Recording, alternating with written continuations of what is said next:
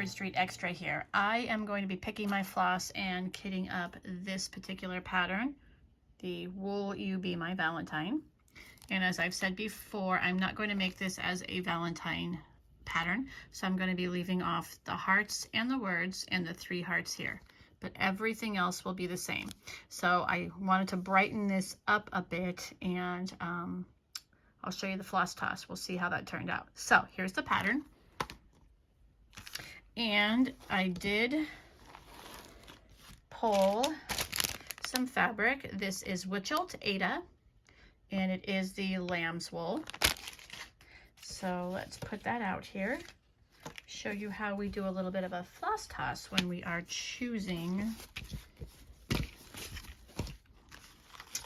change colors. So this is the fabric that I'm going to use.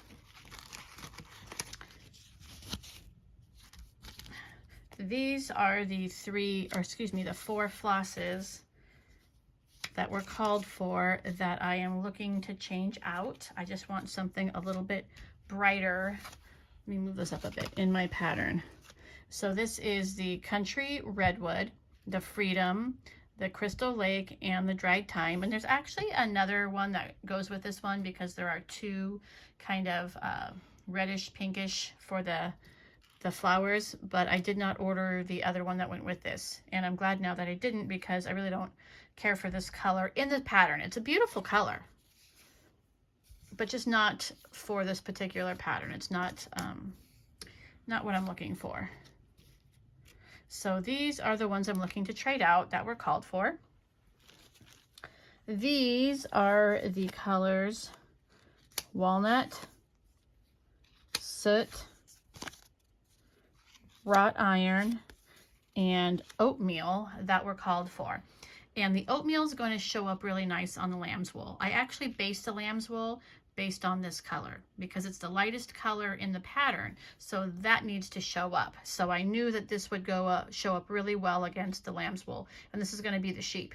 So sort of ironic that the sheep is going to be stitched on lamb's wool.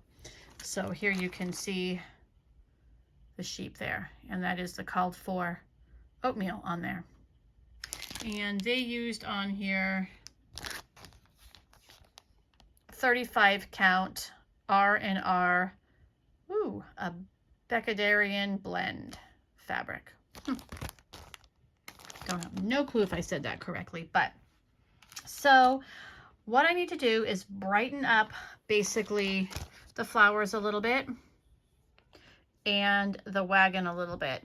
And then, of course, these little swirls are going to match whatever the wagon is. So there's a darker sort of bluish color here, which is the Freedom, which is kind of, it's not really kind of navy, but it's sort of in the navy family-ish maybe. That accents this Crystal Lake. Let me pull this up for you. And this is the Crystal Lake, which is sort of like a grayish blue. Beautiful colors. Just like I said, I just want to brighten this particular pattern up a little bit. So I pulled from some of my stash, and what I decided for the flowers, obviously, I think I've already mentioned this before, get them out of their bags here, is I'm going to do, I already have that cut for myself. So we have the Shrimp Cocktail, Classic Colorworks, and we have the Ladybug Classic Colorworks.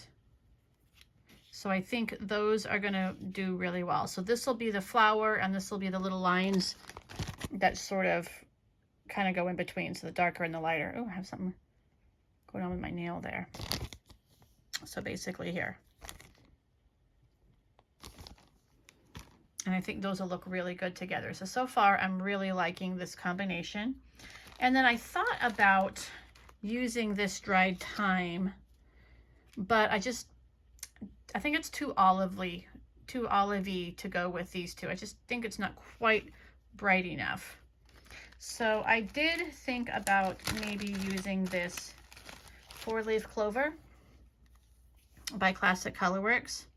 I thought that would look nice. And then I started going through some of my Color and Cotton, and I did find Fairway which is one of my newer colors by Color and Cotton. And oh, it's looking blue on camera, but trust me, it doesn't. It's actually green. But wow, is the camera making it look blue? But I was thinking about that, but it actually does look blue against this, even though it's showing up really blue in the camera. So that may actually take it out, because once I put it against here, it really looks blue. So that green, which is a lovely green on its own, I'm not sure why the camera is pulling it up blue. It must have some blue undertones in it, and that's what the camera is really pulling out. So that I thought I was going to use, but that would be a no. So we're still looking at the 4-leaf clover here. So let's go ahead and put that here. Now this is also going to be the color that's going to be the border. It's a little on the dull side, but it's not looking too bad. That might be okay. And then for the wagon here, we're going to need a lighter blue and then a darker blue. So let's see here.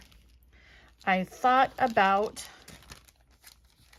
this Color and Cotton blue, which is called Verdiner blue, Verditer blue.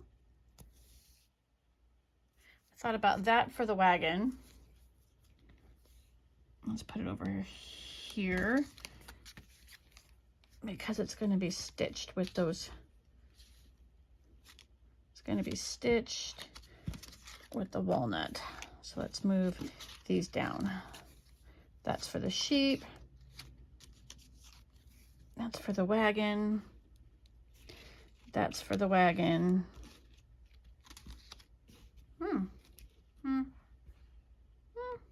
Maybe. It does definitely look brighter. And then I have this Egyptian, which is also from Color and Cotton, which is another lovely color as the accent. I like these two together. So these are definitely more bright. It's going to liven up much better than this. So I definitely, seeing some of the brighter colors, I definitely am going to take these 4 out. So you can see much more muted color scheme here than what we have there. Beautiful colors, but not for my project. So I don't know what I'll use those for, but they'll go in stash. That's kind of how we end up with extra stash that I don't use, is I'll order something, and if it just doesn't look right, it goes right into stash, so it'll be used for something else. So now we're looking at these colors here for this pattern.